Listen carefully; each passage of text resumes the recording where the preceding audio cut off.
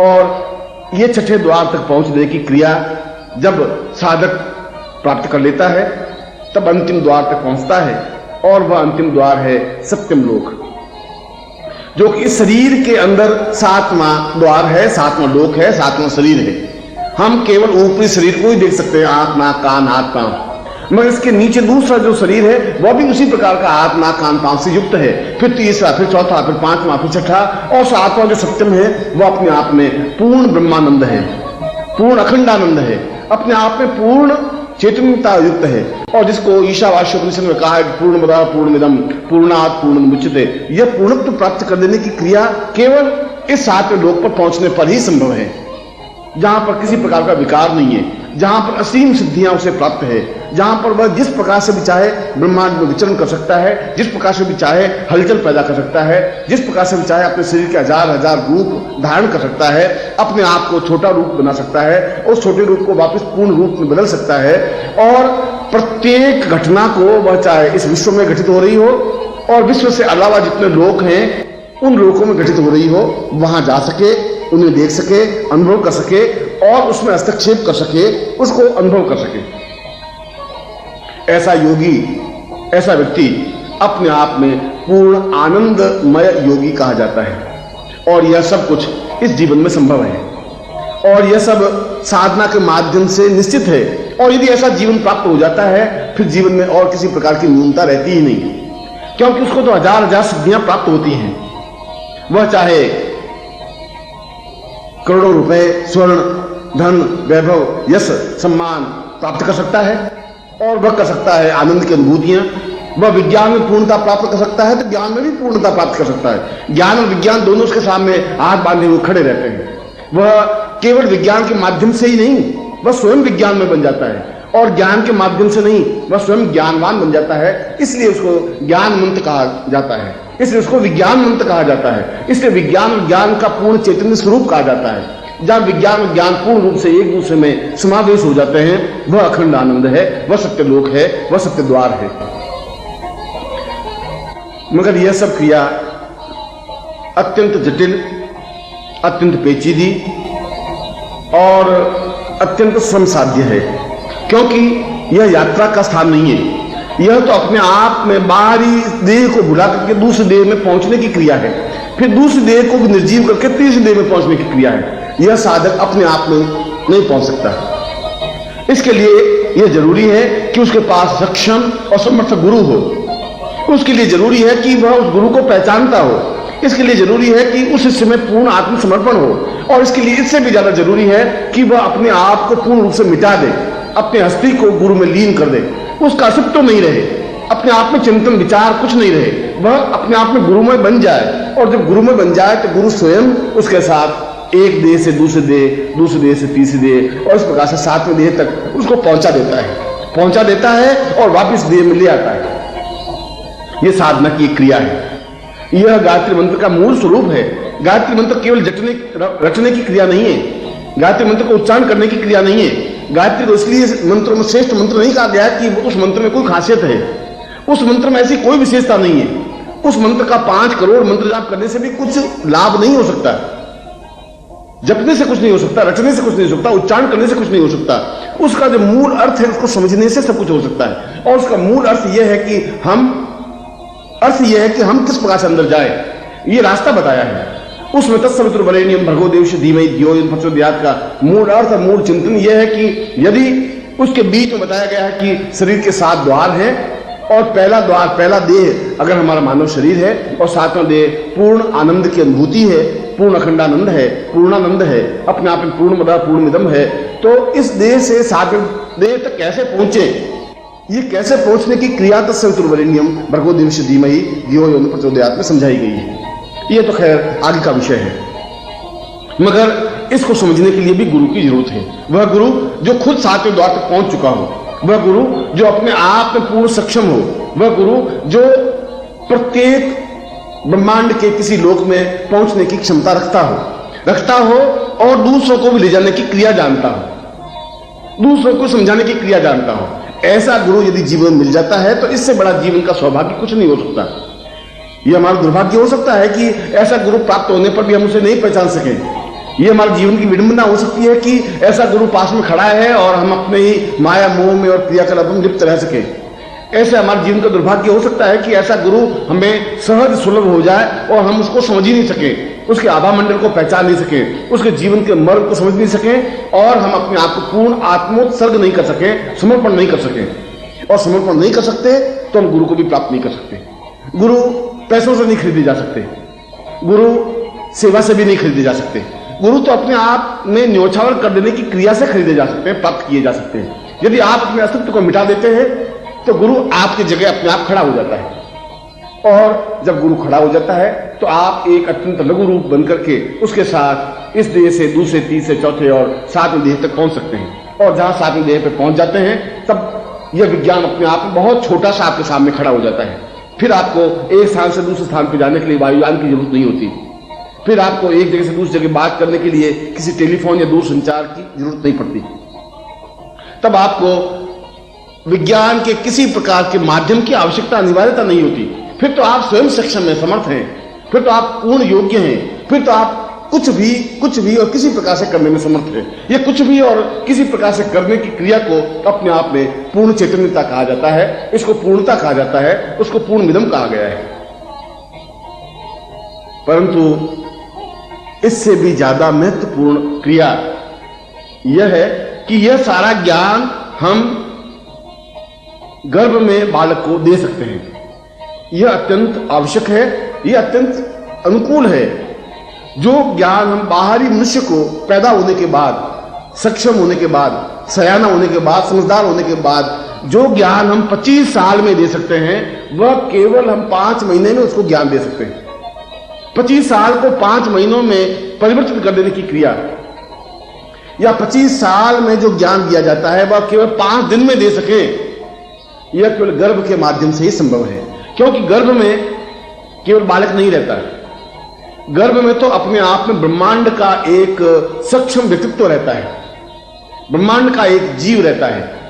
गर्भ में जो बालक है उसका पूरे ब्रह्मांड से संबंध है, संपर्क है, साहचर्य है। और वह सुनने की क्रिया, वह समझने की क्रिया, वह आत्मसात करने की क्रिया, बाहरी मनुष्य के पास केवल कान है, केवल बुद्धि है जिसके माध्यम से सुनता है, समझता है। वह गर्भस्थ बालक के प्रत्येक रोम रोम कान बने हुए होते हैं। शरीर के करोड़ों जो छिद्र हैं, शरीर में जो करोड़ों रोम हैं, वे सभी कान हैं, वे सभी आप में बुद्धि है, वह सभी अपने आप में चेतना है, वह अपने आप में सक्षमता है। उनको समझने की क्रिया के माध्यम से, इसलिए बाहरी संसार केवल 2 कानों के माध्यम से सुना सकते हैं और आंतरिक गर्भ को हम हजारों करोड़ों कानों के माध्यम से सुना सकते हैं।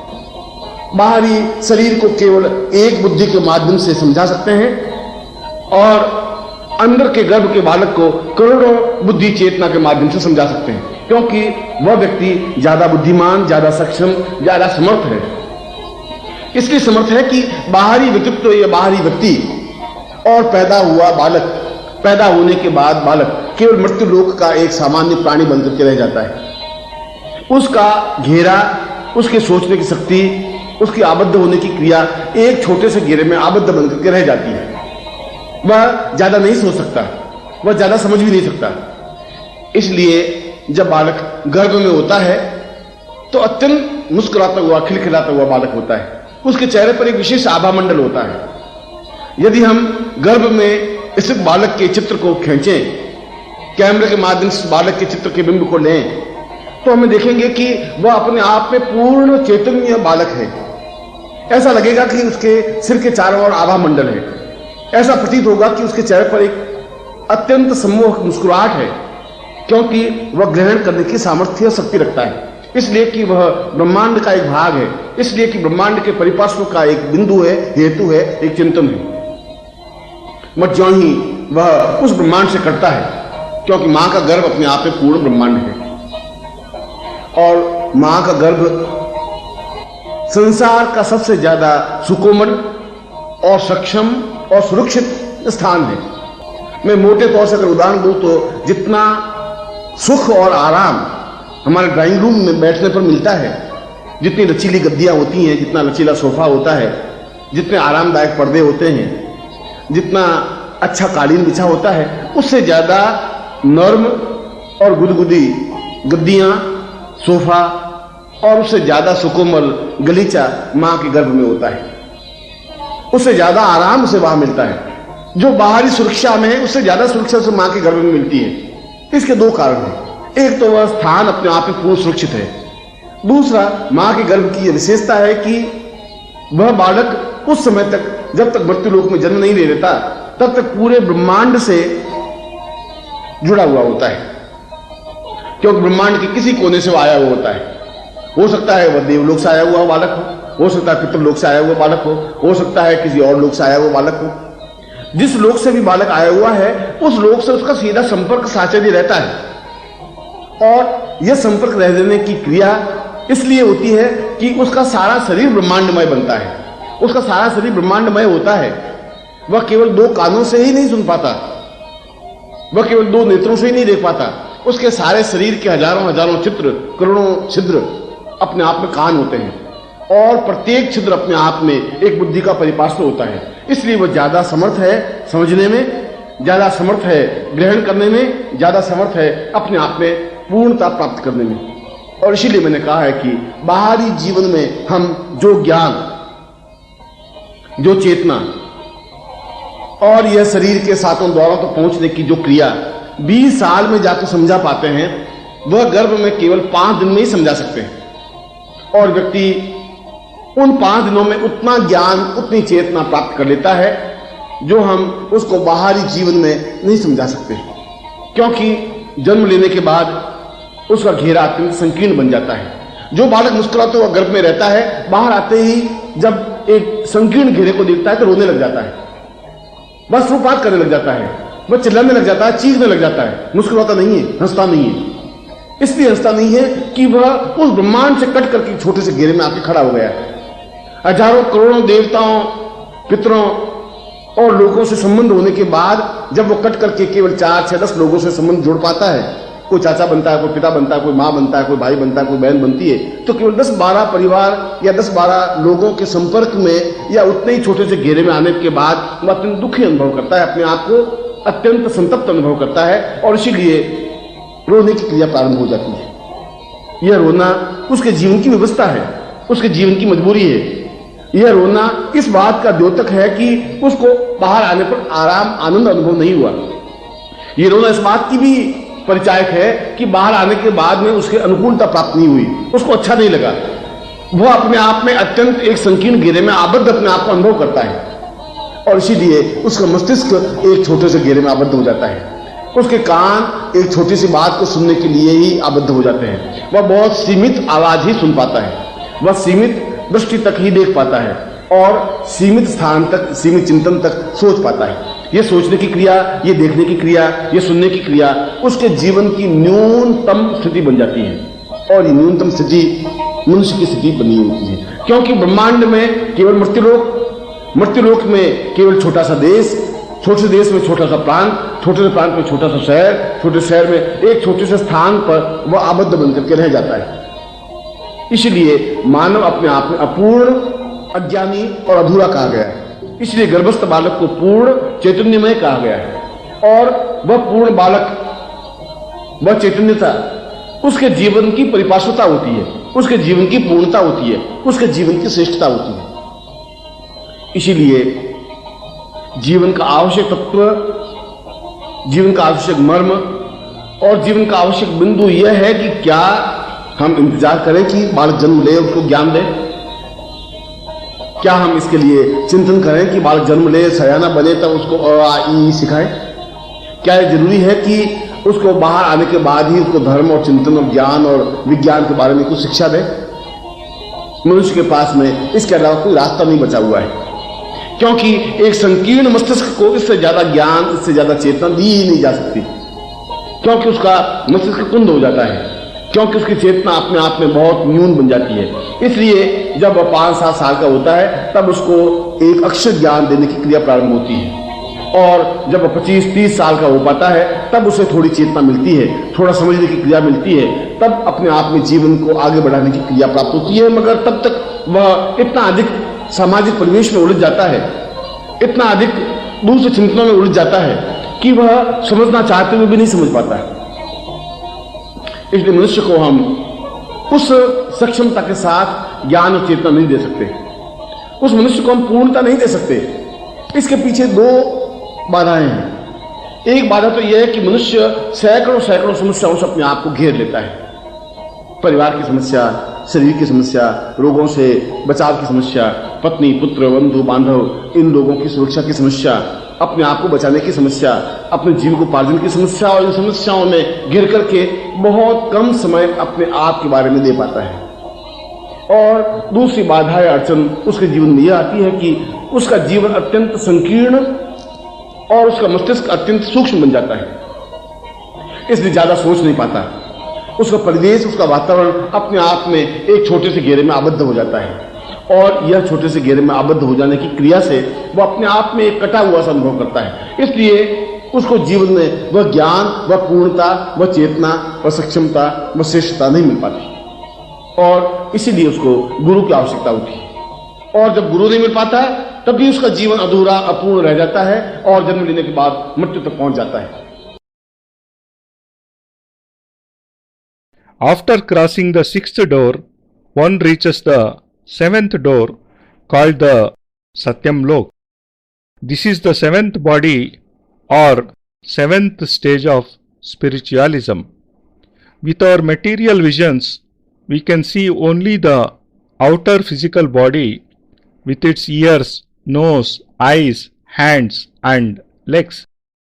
But inside this outer body, there is the second, then the third, fourth, fifth, sixth and finally the seventh body. This final state, Satyam Lok, is the door to Brahmanand, the eternal joy, and reaching it one is filled with complete spiritual enlightenment. It is said in the ancient text Ishavasyopanishad, Purnamadah Purnamidam Purnad Purnamaduchyate. That is, the essence of human life lies in achieving totality, and a person can attain this totality in life only on reaching the seventh lok, where no evil can affect him, where he can achieve infinite siddhis and divine accomplishments. In this state, he can travel through the universe. He can transform his single body into thousands of other bodies. He can reduce the size of his physical form and can regain his original size. He can see, control and even participate in any event going on not only on the earth but on any planet in the universe. Such a person is an ocean of joy and a great yogi, and through sadhana one can surely achieve this state in life. On attaining such a state, there remains no deficiency, material or spiritual, in a person's life. He becomes skilled in thousands of siddhis, and through them he can acquire millions of rupees, gold, riches, respect, and if he wishes, he can acquire true joy or anand. He can then master all sciences and can also acquire all gyan or spiritual knowledge. Science and spiritual knowledge become a plaything for him. He does not have to seek the help of science. Rather, all his actions and his thoughts themselves gain a scientific basis. He does not have to go through spiritual texts, but still acquires all spiritual knowledge and becomes a great scholar. Such a person is a unique confluence of science and spiritual knowledge, and the state where these two come together is the Satyalok, the door to eternal joy. But this process is very arduous, complex and difficult. It is not a mere journey, rather it is a practice of leaving the outer body and entering the second body, discarding the second body and entering the third body, and so on. A sadhak cannot achieve this on his own. For this, one needs a capable guru. One needs to recognize such a guru. One needs to devote one's whole life in the feet of such a guru. And more than all this, it is necessary that the disciple dedicates his life and fuses into the guru without caring about his own existence. He must consider himself a part of the guru's soul and must completely lose himself in the guru. And when this happens, the guru himself helps him to enter into the first body, then the second body, then the third, and finally the seventh body. He teaches the disciple how to reach the seventh body and then how to return back to one's normal form. This process is a sadhana practice and it forms the basic essence of the Gayatri Mantra.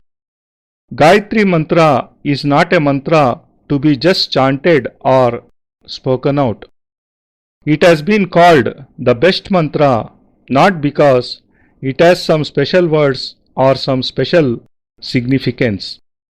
You may chant it 5 crore times and still not obtain any benefit from it. One can gain from it only by realizing its true essence. And the real hidden meaning of this mantra reveals to us how to enter our souls. This mantra elucidates that there are 7 doors in the human body. The first state is the physical body, and the 7th body is a state filled with eternal and total joy, which is called Purnamada Purnamidam. Now, the question arises, how can we reach this 7th body? This process has been explained in the second part of Gayatri Mantra. Tatsaviturvarenyam Bhargo Devasya Dhimahi Diyo Yonah Prachodayat. But to understand and comprehend the actual meaning of this process, one has to go and find a guru who himself has reached the 7th door, who can travel to any planet in the universe, who can take others along with him, and who can explain this process with authenticity. And nothing can be more fortunate than obtaining such a guru in one's life. It shall indeed be the greatest misfortune of our lives if we reach such a guru and still don't recognize him. It shall be most deplorable if the guru is present amidst us and we remain ensnared in the worldly illusions.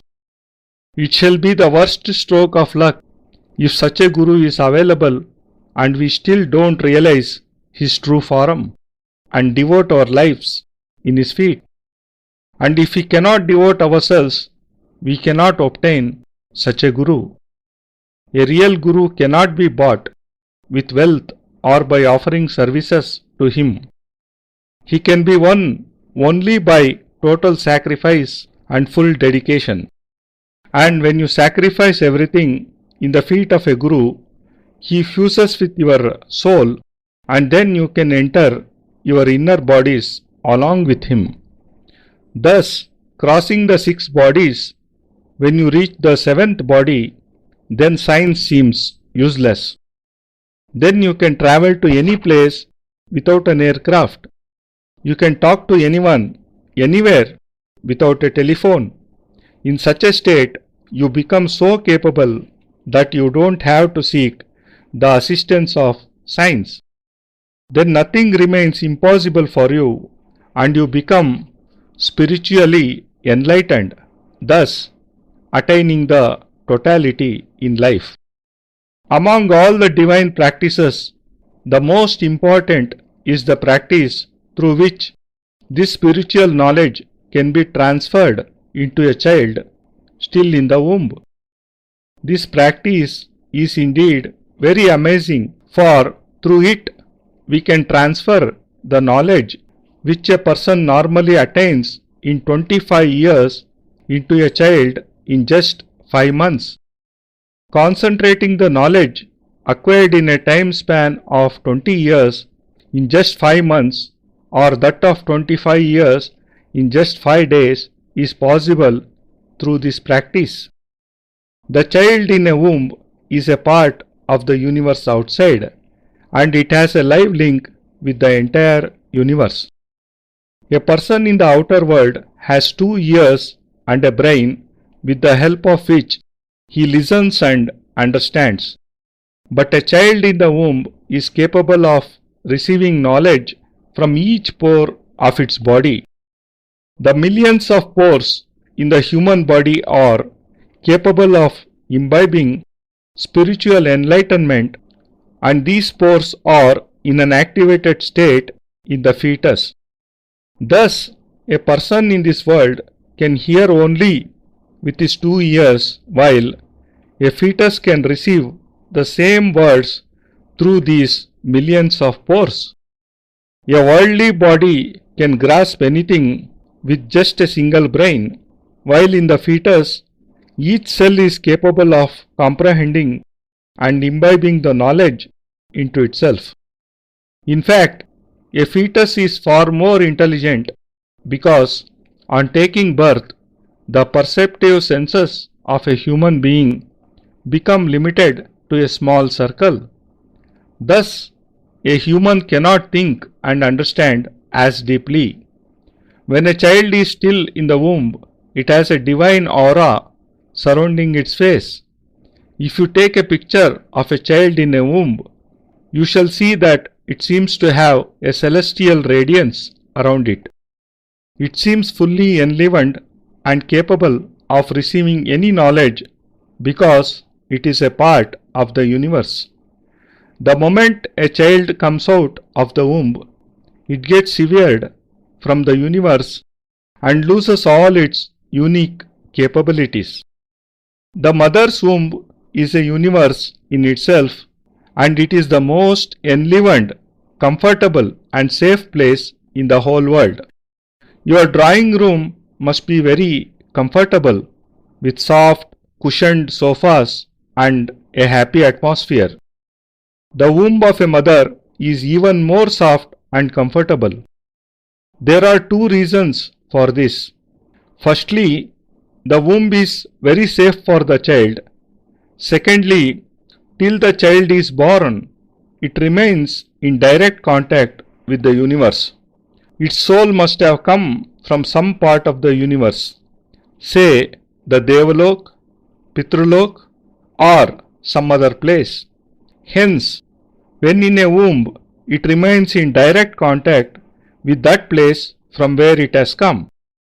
It is able to maintain this contact because its body is in itself enlivened and each pore of its body is capable of receiving any signal, any message and any word. It does not have to depend on its 2 eyes and 2 ears. Rather, the millions of cells in its body remain ready to receive any knowledge. Due to such unique capabilities, one can instill into a fetus the knowledge of reaching the 7th body in just 5 days, the same knowledge which a born child goes on to acquire in 20 years. In fact, a child in the womb gains so much knowledge in a few days which a person cannot acquire even in his whole life, because after taking birth, the capabilities of a human become limited. The child which remains happy in a womb starts crying as it is born. It screams, it cries, but does not smile because it has been cut off from the infinite universe and thrown into a small mundane circle. It becomes cut off from thousands of divine souls and different parts of the universe and becomes linked with just a few humans, father, mother, uncles, and some relatives. It feels sad on being ensnared in such a small social circle. Hence, it cries. It cries, for it can do nothing else, and this crying proves that it does not in any way feel happy or comfortable in the new surroundings. The crying reflects its anguish on being forced out of the secure womb into a small circle. Its cognitive faculties become limited in their capabilities, and it hears or receives nothing except what it does with its ears. The child's hearing powers, its vision, and its thinking capabilities become limited to a great extent. Its restricted actions and thoughts reflect the lowly state it has reached, that is, the state of being a human. In the entire universe, a small planet, Earth. On this Earth, a small nation. In this nation, a small state. In this state, a small city.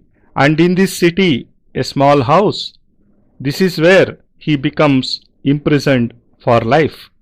It is for this reason that a human is called incomplete in himself, while a child in the womb is said to be in an enlivened state. This state is the best in one's life, for in it one is capable of attaining the totality of life by acquiring all knowledge.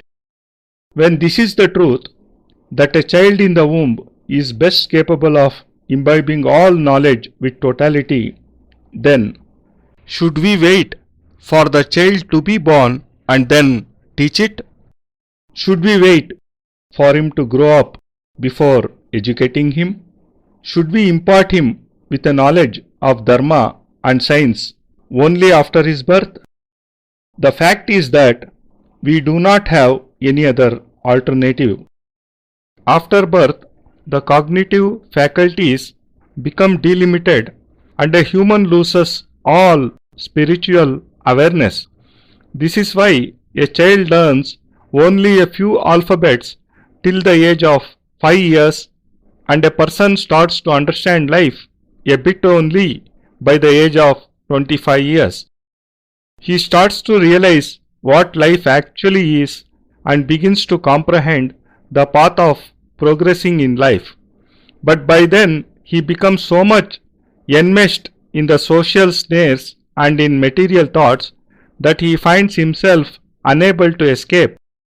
He wants to discern the truth but fails to do so because he is not capable enough. A human cannot imbibe knowledge and enlightenment with the same competence, and thus he is unable to attain totality of life. There are two reasons for this. Firstly, a human remains surrounded with thousands of problems relating to his family, his health, his work, his children, his friends, and so on. Being stuck up with these worries, he is able to devote very less time for himself. Secondly, the life and the thoughts of a human remain confined to a very limited area. He is incapable of thinking beyond these limitations, and being restricted to a small circle of action, he feels himself cut off from the rest of the world. He cannot himself acquire the knowledge of spiritualism and totality in his life, and hence he needs a guru who could guide him. But when he does not meet such a guru, his life remains incomplete and useless.